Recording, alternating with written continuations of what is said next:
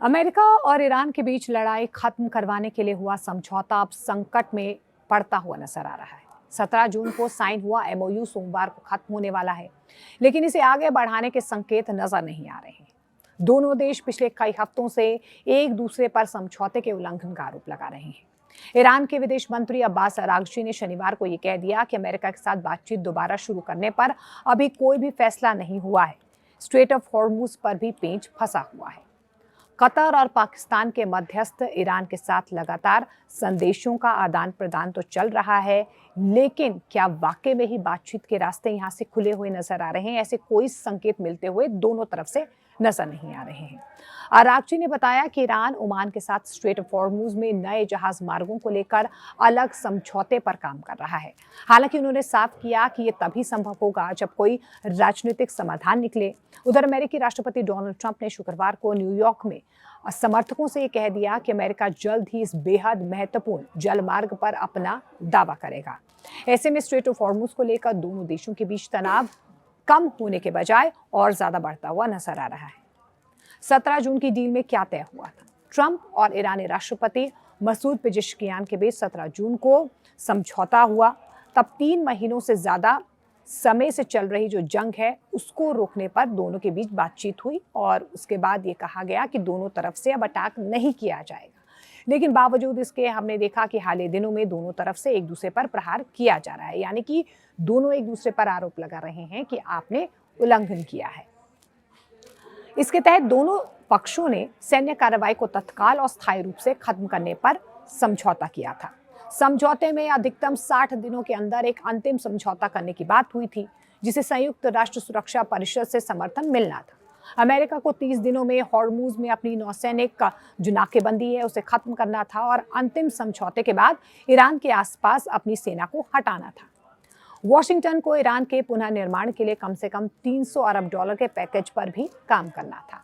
प्रतिबंध हटाने और ईरानी तेल निर्यात के लिए छूट देने पर भी सहमति बन रही थी। इस तरीके के संकेत मिल रहे थे। वहीं ईरान को हॉर्मुज से समुद्री बारूदी सुरंगें हटानी थी और 60 दिनों तक जहाजों को बिना शुल्क गुजरने देना था।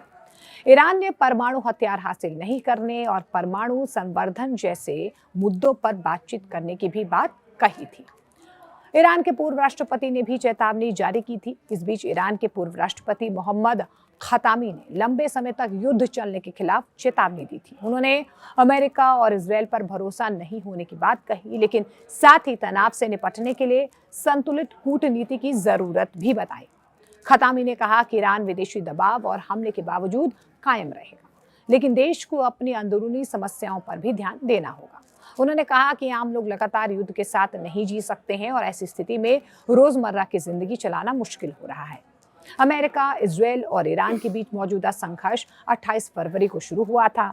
अप्रैल में युद्ध विराम हुआ, लेकिन जून में शांति वार्ता का ढांचा बनने के बाद भी बातचीत आगे बढ़ नहीं पाई।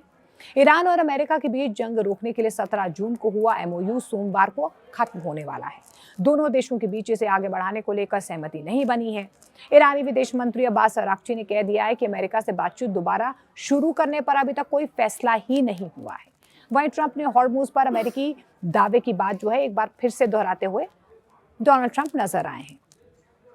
इस बीच खतामी की तरफ से जो चेतावनी जारी की गई है, उनकी तरफ से जरूर कहा जा रहा है कि युद्ध जो है लंबे वक्त तक ना चले, कूटनीति का रास्ता आपको अपनाना होगा, यानी बातचीत का दौर जो है उसे फिर से शुरू करना होगा। लेकिन ईरान ये कह रहा है कि हमें अमेरिका पर भरोसा नहीं है। अमेरिका और ईरान के बीच ये तनाव जो है लगातार बढ़ रहा है, खत्म होता हुआ नजर नहीं आ रहा है और यही वजह है कि दोनों ही तरफ से बीच का रास्ता निकालने पर अभी फिलहाल कोई तस्वीर साफ होती हुई नजर नहीं आ रही है। अमेरिका और ईरान के बीच जंग रोकने के लिए 17 जून को एमओयू यानी कि समझौता 17 अगस्त को खत्म हो रहा है, यानी कि आज ये समझौता जो है खत्म हो जाएगा। लेकिन सबसे बड़ी चिंता यही है कि इसे आगे बढ़ाने को लेकर बैक चैनल्स दोनों तरफ से क्या बातचीत हो रही है, इस पर अभी तक साफ संकेत मिलते हुए नजर नहीं आ रहे हैं।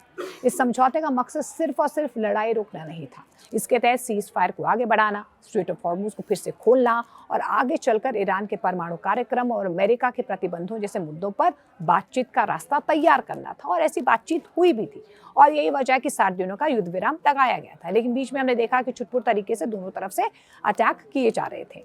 लेकिन अब जो है ये मामला एक बार फिर से अटक गया है। ईरान के विदेश मंत्री अब्बास अराक्ची ने कहा है कि अमेरिका के साथ बातचीत दोबारा शुरू करने को लेकर अभी कोई फैसला नहीं हुआ है। ईरान का यह भी आरोप है कि पहले हुए समझौते का उल्लंघन अमेरिका की तरफ से हुआ, जबकि अमेरिका और ईरान दोनों एक दूसरे पर समझौते की शर्तें तोड़ने के आरोप लगा रहे हैं। अब सबसे बड़ा मुद्दा स्ट्रेट ऑफ हॉर्मुज बना हुआ है। ये दुनिया के सबसे अहम समुद्री रास्तों में से एक है, क्योंकि दुनिया की बड़ी मात्रा में जो तेल और गैस की सप्लाई इसी रास्ते से होकर गुजरती है। इसलिए अगर यहाँ पर तनाव बढ़ता है या जहाज़ों की आवाजाही एक बार फिर से रुकती है तो इसका असर सिर्फ और सिर्फ अमेरिका और ईरान पर नहीं बल्कि पूरी दुनिया पर पड़ सकता है। और हमने देखा भी युद्ध विराम से पहले जब युद्ध हो रहा था दोनों के बीच कि किस तरीके से तेल के दाम बढ़ गए, गैस का संकट भी हमने देखा है। अब इसका असर एक बार फिर से दिखना शुरू हो गया है, क्योंकि हॉर्मुज में जो है परिस्थितियां बदलती हुई नजर आ रही हैं। हॉर्मुज से गुजरने वाले जहाज़ों की आवाजाही काफ़ी कम हुई है। इसकी वजह से कच्चे तेल की कीमतों पर दबाव बढ़ता हुआ नजर आ रहा है। सोमवार को तेल के दाम में तेजी देखी गई है और ऐसे में क्या ये संकट और बढ़ेगा, क्योंकि जो डेडलॉक अमेरिका और ईरान के बीच है वो खत्म होने का नाम नहीं ले रहा है। अमेरिकी राष्ट्रपति डोनाल्ड ट्रंप की तरफ से हॉर्मुज को लेकर दावे और बयान तनाव को और ज्यादा बढ़ा रहे हैं। ईरान ने भी साफ संकेत दे दिए हैं कि हॉर्मुज का मुद्दा किसी भी बातचीत का अहम हिस्सा रहेगा, यानी कि स्ट्रेट ऑफ हॉर्मुज को लेकर बातचीत होगी।